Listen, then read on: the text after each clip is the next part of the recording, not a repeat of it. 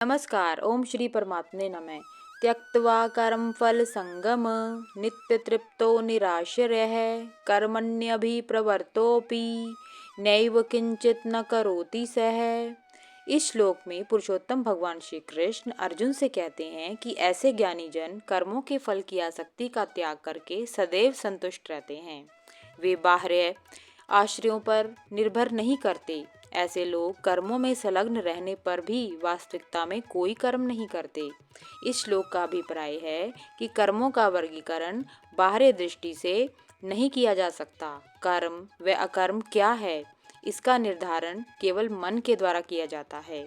ज्ञानी मनुष्यों का हृदय परमात्मा में ही लीन रहता है। वे परमात्मा से एकीकरण से पूर्णतः तृप्त होने के कारण केवल परमात्मा को ही स्वयं का आश्रयदाता मानते हैं। इस सत्य को भली प्रकार से समझने के लिए पुराणों में एक कथा प्रचलित है। एक बार वृंदावन की गोपियों ने व्रत रखा और इस व्रत को पूर्णतः संपन्न करने के लिए किसी ऋषि को भोजन करवाना आवश्यक था और इसके लिए गोपियां सुझाव मांगने श्री कृष्ण के पास गई। श्री कृष्ण ने उन्हें व्रत में तेजस्वी ऋषि दुर्वासा को भोजन करवाने का सुझाव दिया। गोपियों ने स्वादिष्ट भोजन तैयार किया और दुर्वासा ऋषि को, जो कि यमुना नदी के पार एक आश्रम में रहते थे, भोजन करवाने को निकल पड़ी। किंतु यमुना नदी के पानी का बहाव अत्यधिक तेज होने के कारण उस दिन कोई भी नाविक उन्हें नदी पार करवाने को तैयार नहीं हुआ। गोपियों ने श्री कृष्ण से इस समस्या का हल पूछा तो श्री कृष्ण ने कहा कि यदि तुम नदी से कहो कि श्री कृष्ण एक महान ब्रह्मचारी हैं तो नदी तुम्हें रास्ता दे।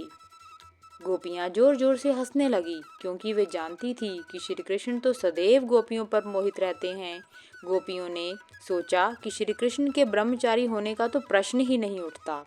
लेकिन जैसे ही गोपियों ने ऐसा कहा तो नदी ने पुष्पों का सेतु प्रदान कर उन्हें नदी पार करने का मार्ग दिखाया। गोपियां हैरान रह गई। वे नदी पार करके दुर्वासा ऋषि के आश्रम में पहुंची। उन्होंने दुर्वासा ऋषि से भोजन ग्रहण करने की प्रार्थना की। उन्होंने भोजन का एक छोटा सा अंश ग्रहण किया, किंतु गोपियां निराश हो गई। तो उनको प्रसन्न करने हेतु दुर्वासा ऋषि ने अपनी योग शक्ति से गोपियों का सारा भोजन ग्रहण कर लिया। उन्हें सारा भोजन ग्रहण करते हुए देख गोपियां हैरान हो गई। गोपियों ने दुर्वासा ऋषि से नदी पार करने में सहायता करने को कहा।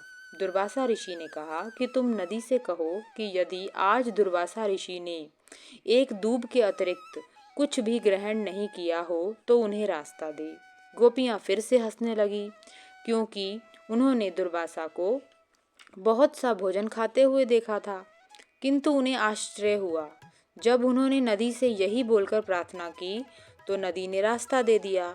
गोपियों ने श्री कृष्ण से इस घटना का रहस्य पूछा तो उन्होंने बताया कि भगवान व संत बाह्य रूप से लौकिक कर्मों में व्यस्त दिखाई देते हैं, किंतु आंतरिक रूप से वे सदैव इंद्रियातीत अवस्था में रहते हैं। वे सभी प्रकार के कर्मों को करते हुए भी अकर्ता रहते हैं। नमस्कार।